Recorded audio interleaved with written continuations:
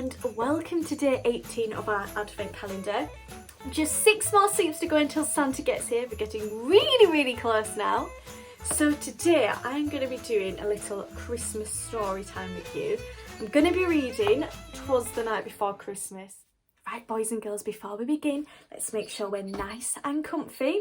I'm feeling extra magical, extra Christmassy, and I'm just going to make sure that my magical Christmas hat is nice and secure, which it is. I think it's time to begin. 'Twas the night before Christmas, when all through the house not a creature was stirring, not even a mouse.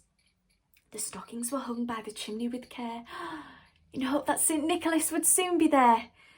The children were nestled all snug in their beds, while visions of sugar plums danced in their heads.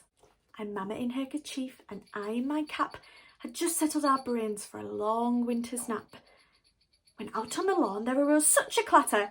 I sprang from my bed to see what was the matter. Away to the window I flew like a flash, tore open the shutters and threw up the sash.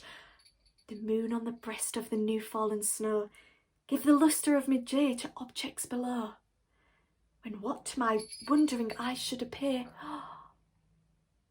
but a miniature sleigh and 8 tiny reindeer, with a little old driver so lively and quick, I knew in that moment it must be Saint Nick. More rapid than eagles his course they came, and he whistled and shouted and called them by name. Now Dasher, now Dancer, now Prancer and Vixen, on Comet, on Cupid, on Donder and Blitzen, to the top of the porch, to the top of the wall, now dash away, dash away, dash away all. As dry leaves that before the wild hurricane fly, when they meet with an obstacle, mount the sky.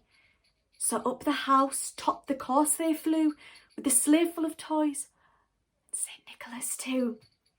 And then, in a twinkling, I heard on the roof the prancing and pawing of each little hoof. As I drew in my head and was turning around, down the chimney St. Nicholas came with a bound.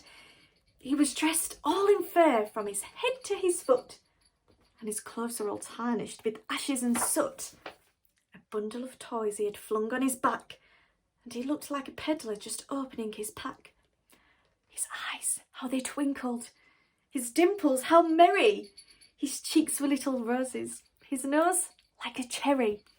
His droll little mouth was drawn up like a bow, and the beard of his chin was as white as the snow. The stump of a pipe he held tight in his teeth, and the smoke it encircled his head like a wreath. He had a broad face and a little round belly that shook when he laughed, like a bowl full of jelly. He was chubby and plump, a right jolly old elf, and I laughed when I saw him, in spite of myself. A wink of his eye and a twist of his head soon gave to know I had nothing to dread. He spoke not a word, but went straight to work, and filled all the stockings, then turned with a jerk, and laying his finger aside of his nose, and giving a nod, up the chimney he rose. He sprang to his sleigh, to his team gave a whistle, and away they all flew, like the dawn of a thistle. But I heard him exclaim as he drove out of sight, "Happy Christmas to all, and to all a good night."